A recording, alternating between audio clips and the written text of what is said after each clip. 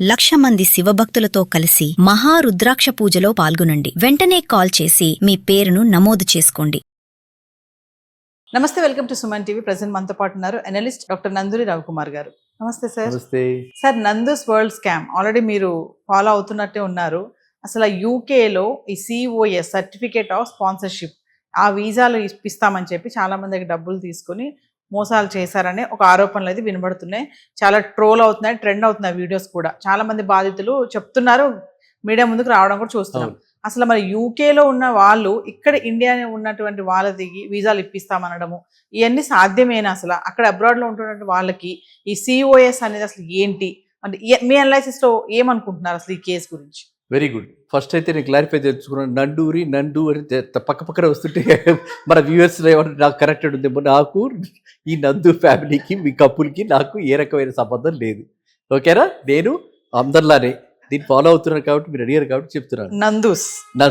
నందు ఫ్యామిలీ, నందు కపుల్ వీళ్ళు ఏం చేశారంటే COS సర్టిఫికేట్ ఆఫ్ స్పాన్సర్షిప్. మనం ఎక్కడికైనా వెళ్ళాలి అంటే, ఇండియన్ బయటికి వెళ్ళాలి అంటే అక్కడ ఎలా బతుకుతాడు, అక్కడ ఎలా అతను సర్వైవ్ అవుతాడు? బికాజ్ అది మన ఇండియన్స్కి కూడా మనకి అది గర్వకారణం. అక్కడ వాళ్ళకి కూడా అంటే ఎవరికి యూకే వాళ్ళకి కూడా, యూకే గవర్నమెంట్కి కూడా ఇక్కడి నుంచి అక్కడికి వెళ్ళిన తర్వాత అక్కడ ఎవరైనా ఇండియన్ సూసైడ్ చేసుకున్నాడు, ఇండియన్ రోడ్డు మీద అడుక్కుంటున్నాడు అంటే అది వాళ్ళకు కూడా బిలో ప్రిస్టేజే కదా. వాళ్ళ నేల మీద ఇలాంటివి జరుగుతాయి కదా. అందు గురించి ప్రతి వాళ్ళకి కూడా అక్కడ వర్క్ పర్మిట్ లాగా, మనము US అనుకోండి, లాస్ట్ టైం చాలా US వీసాలు చేసాం. వీసా అంటాం అక్కడ, వీసా ఎలాగో ఇక్కడ COS అంటారు. COS అంటే సర్టిఫికేట్ ఆఫ్ స్పాన్సర్షిప్.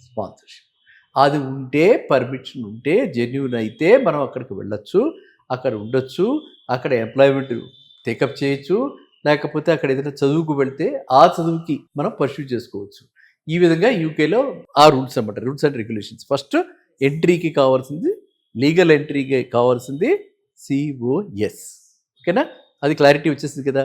ఇక రెండోది, ఈ కేసులో, ఈ పర్టికులర్ కేసులో మన పిల్లలందరికీ తెలుసు. ఇప్పుడు ట్రంప్ దెబ్బకి మనం కూడా చెప్పుకోవడం జరిగింది. అయితే 1 year బ్యాకే చెప్పినట్టున్నాం. ఇప్పుడు కూడా 1 year బ్యాకే ట్రంప్ దెబ్బకి మన వాళ్ళకి చాలా కష్టము, అక్కడ గగనము, ఇంకా వెళ్ళటం కష్టం. వెళ్ళటం అన్నది విరమించుకుంటే మంచిది, ఇది చాలా కష్టకాలం రాబోతుంది మనం అప్పుడే అనుకున్నాం.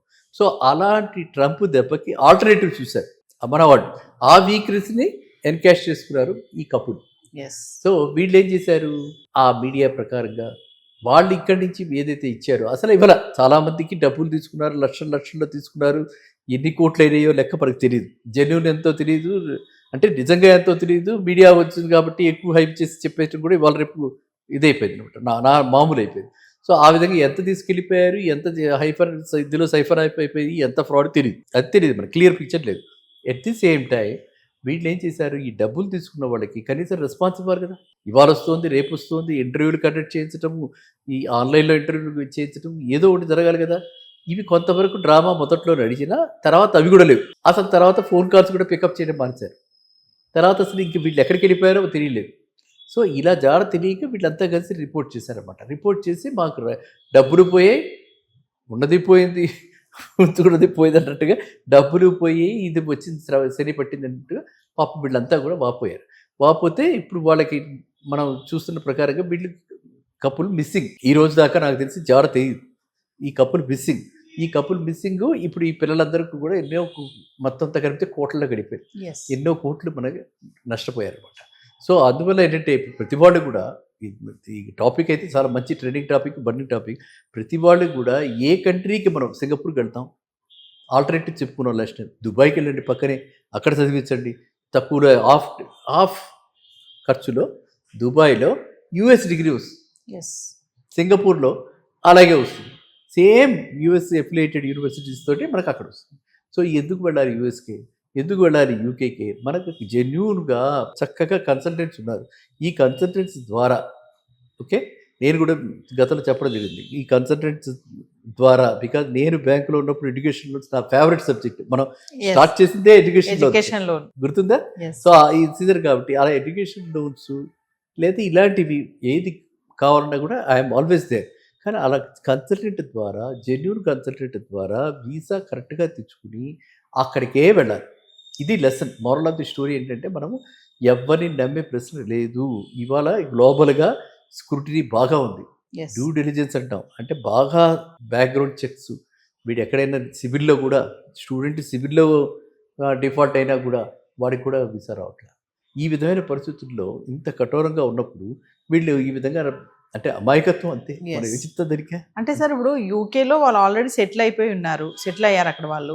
మరి వాళ్ళు ఈ సిఓఎస్ అనేది, సర్టిఫికేట్ ఆఫ్ స్పాన్సర్షిప్ అనేది ఎట్లా వాళ్ళు ఎలా చేద్దాం అనుకున్నారు? అంటే వాళ్ళకి రైట్స్ ఎట్లా వచ్చినాయి? యూకేలో ఆల్రెడీ సెటిల్ అయిపోయిన ఇండియన్స్ ఎవరైతే ఉన్నారో, అంటే ఒక ఫ్యామిలీకి ఒక్కొక్కళ్ళు కావాలి కదా. నాకు ఎవరో ఇంట్లో పని వాళ్ళు కావాలి, నాకు లేకపోతే ఏదో బిజినెస్ రన్ చేస్తున్నాను, ఒక రిసెప్షనిస్ట్ కావాలి, లేకపోతే ఒక అకౌంటెంట్ కావాలి, ఇలా ఎవరికైనా కూడా మన బ్యాంక్ బ్యాలెన్స్ చూపించి సర్టిఫికేట్ ఆఫ్ స్పాన్సర్షిప్ ఇవ్వచ్చు. అవును. అర్థమైందా? సో మన ఇండియన్స్ని ఆ విధంగా చూపించి వీళ్ళంతా ఉన్నారు, ఈ వీళ్ళు బలానా ఆయన మీకు ఇస్తాడు, బలానా ఆయన వాళ్ళకి ఇస్తాడు అని, అలా వీళ్ళకి అవసరం ఉంది వాళ్ళకి అవసరం ఉంది అని చెప్పి వీళ్ళందరినీ కూడా సెమీ స్కిల్డ్ జాబ్స్, మోస్ట్లీ ఇవన్నీ సెమీ స్కిల్డ్, ఏదో సాఫ్ట్వేర్ ఇంజనీర్స్, తర్వాత చిన్న చిన్న ఉద్యోగాలు. సైంటిస్టులు, ఆ పెద్ద పెద్దవి కాదు, లో ఎండ్లో జాబ్స్. అప్పుడే బీటెక్ కంప్లీట్ చేస్తుంటాడు, అప్పుడే ఎంటెక్ చేస్తుంటాడు. వాడికి ఎవరికైనా సరే ఆశే కదా. యూకే పౌండ్ స్టెర్లింగ్ కూడా పౌండ్స్ కూడా చాలా కాస్ట్లీగా ఉన్నాయి కదా.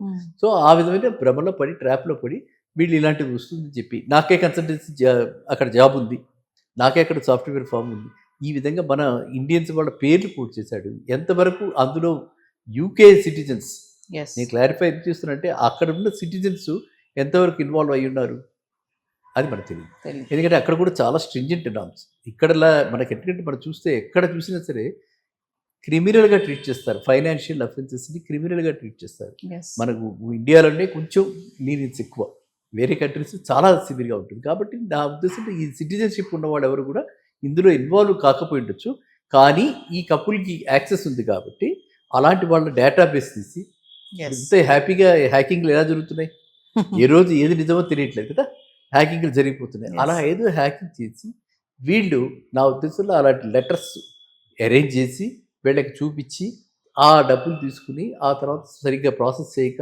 కొంతమంది ఇంకా నేను లేటెస్ట్గా విన్న ప్రకారం కొంతమంది అక్కడికి వెళితే ఇది ఫేక్ Right. సిఓఎస్ అని కూడా Yes. కొన్ని కేసులు అలా కూడా రావటం జరిగింది. కాబట్టి ఇది మొత్తం చూస్తే, ఈ ఉదంతం అంతా చూస్తే కూడా ఇట్ ఈజ్ జస్ట్ మనందరినీ కూడా ఆకర్షితులను చేసి, భ్రమకి గురి చేసి ఒక fraud. Thank you, sir. Thank you.